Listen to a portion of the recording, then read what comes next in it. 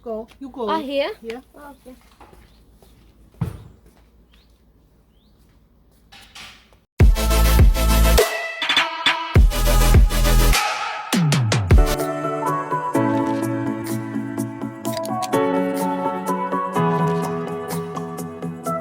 Hello mga mi! Good morning! Good afternoon Pinas! So, nandito nga pala ako sa likod ng bahay dahil gusto kong maglakad-lakad na mag-isa. So, maglalakad-lakad muna si Buntis para exercise. So, as you can see, forest na siya. So, yung likod ng bahay pala nila is puro forest areas. Ito. Sobrang tahimik dito. So, hindi ko nga pala sinama si Dodong Max at saka si Daddy Ralph dahil gusto ko muna mapag-isa today. Yeah, sana lang hindi delikado yung paglakad-lakad ko dito. Sa totoo lang, naiihi na ako. Kakasimula ko lang sa paglalakad, tapos ito na naman, naiihi na. Sana hindi biglang sasakit yung tummy natin dahil napaka-sensitive naman ni baby girl. Ayaw niya talaga makipag-cooperate sa lahat ng mga activities ko. So yeah, let's hope na makipagsang-ayon siya ngayon.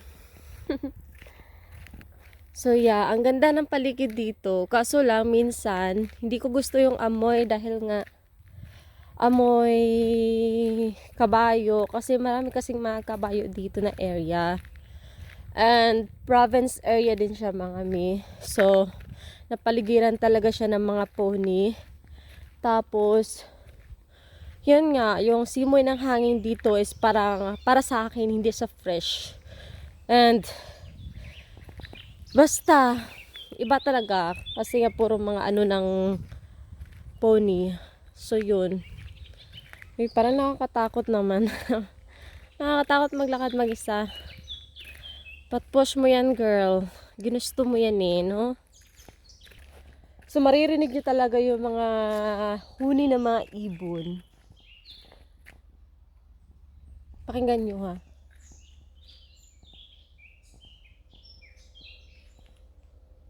Hello! Dadaan lang po ako. Nagpapaalam tayo, mami. Baka mamaya may mga ano dito. Pero, marami namang naglalakad din dito. Minsan.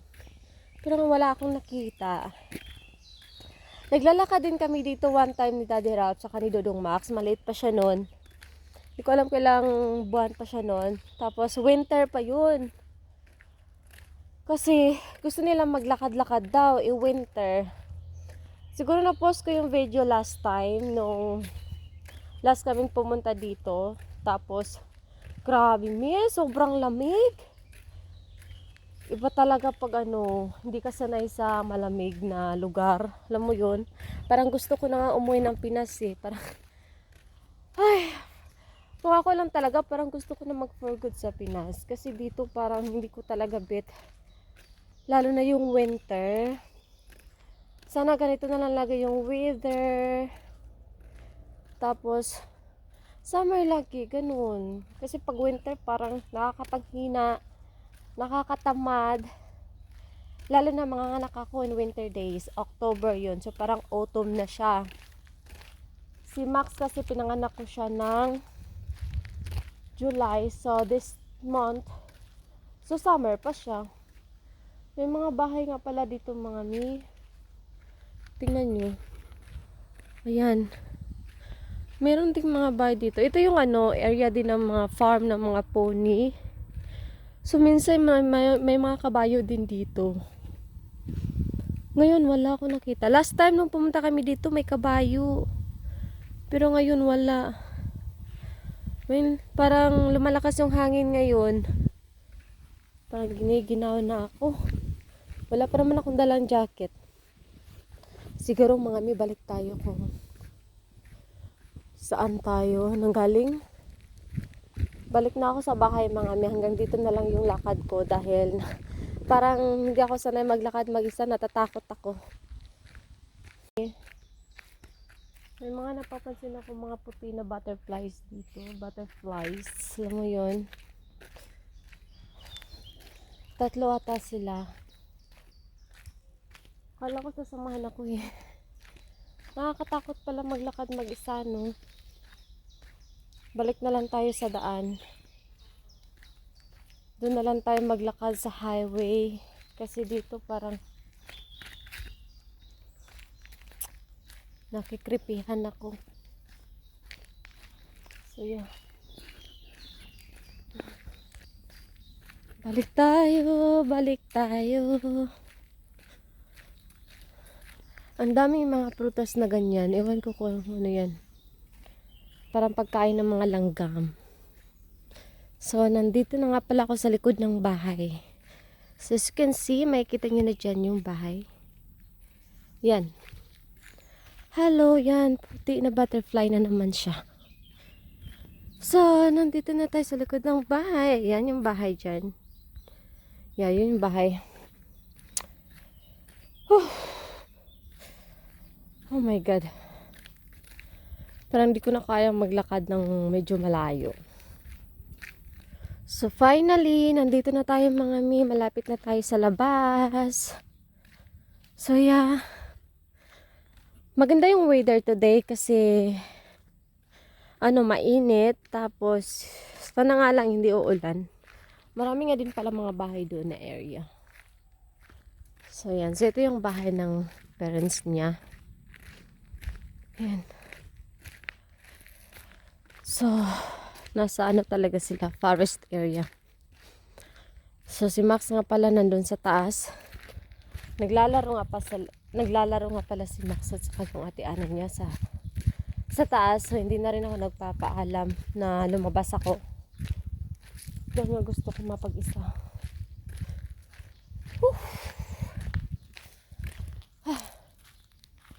Lakad pa buntis.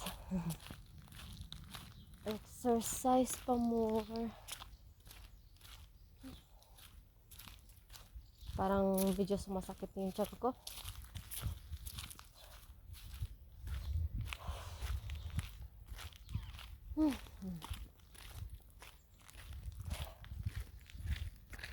Siguro tama na yung paglalakad ko mga mi. Uwi na ako sa bahay. Kasi parang di na kaya, naiihi na rin ako. So, yan yung daan dyan palabas sa highway. So, ito yung daan dito papunta ng bahay. Ito yung home for the aged. Yan yung matirahan ng mga matatanda. So, dating hospital nga pala yan ng parents ng mga magulang ni Daddy Ralph. Pero dati na yon, tapos binenta nila sa iba. So, iba na yung nagmamayari. So, ito na yung bahay. Tinatamad ako. May fish pan nga pala sila dito mga mi. Kaso lang yung isda nila hindi daw kinakain. Kasi hindi daw masarap yun. Madumi din daw.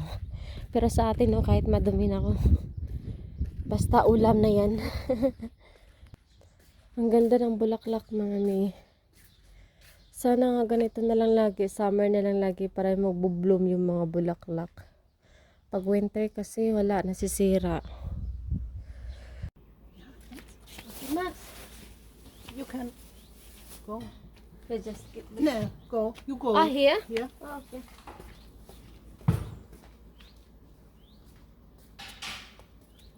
Max out. Down. Yeah, Max out. Max out. Then have it.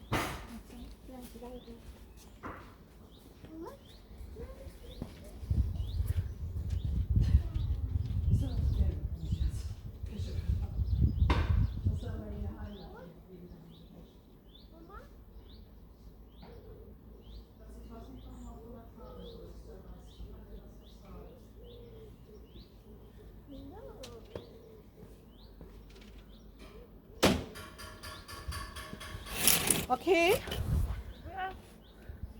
The shop.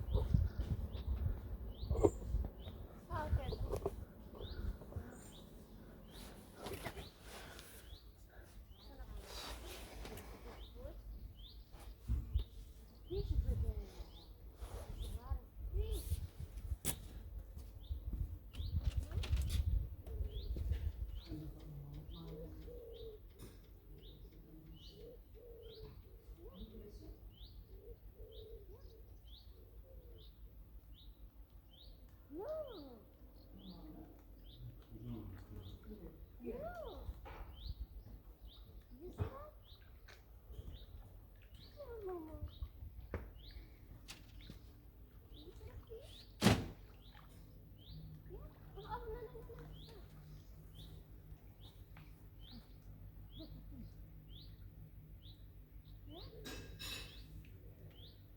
More.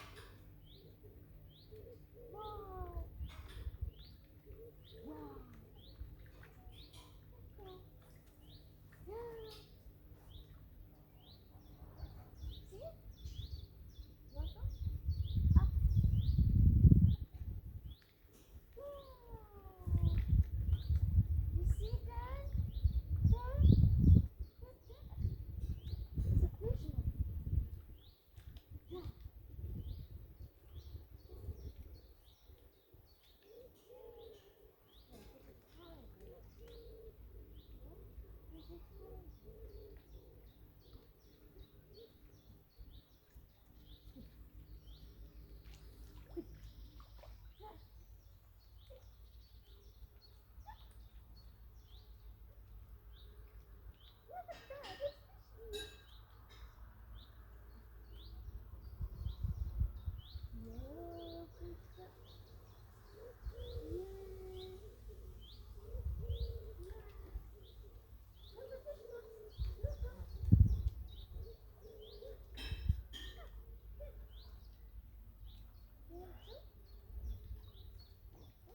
Hallo.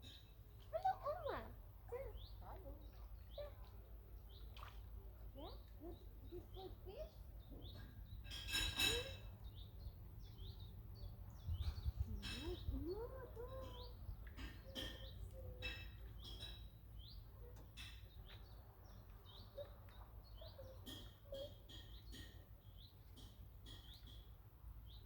Yes, the fish is climbing. Ja, ja. Where's the gross fish? Ist der. Oh my. Oh. The last winter.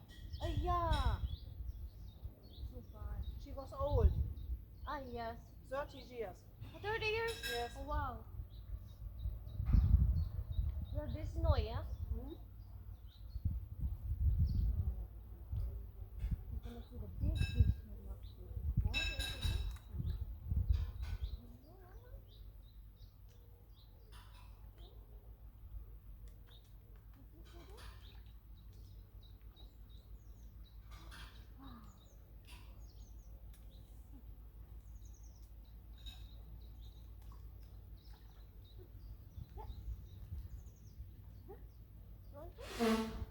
Get the fish. Get fish. Ah, not to eat. Like this, huh? Yeah. Get the fish. Get the fish here. Throw it. 9. What a fish. What are you? Yeah. Oh. Whoa. Whoa. What is? Come on. Yeah. Yeah. It's a fish? Mhm. Yeah, fish mask, fish. Hey. Thank you so much. Bye. Yeah, bye bye na fish. Bye bye. Bye bye fish. Hey. Yeah. Look. Look. Look. Look. Yeah, enjoy. Tuti appetit. Yeah.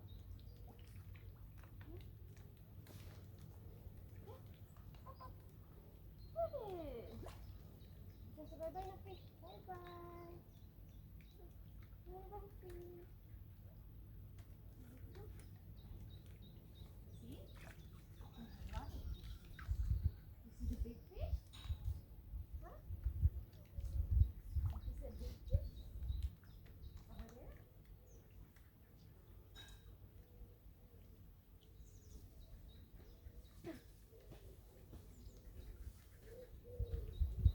Yeah, let's try this over there.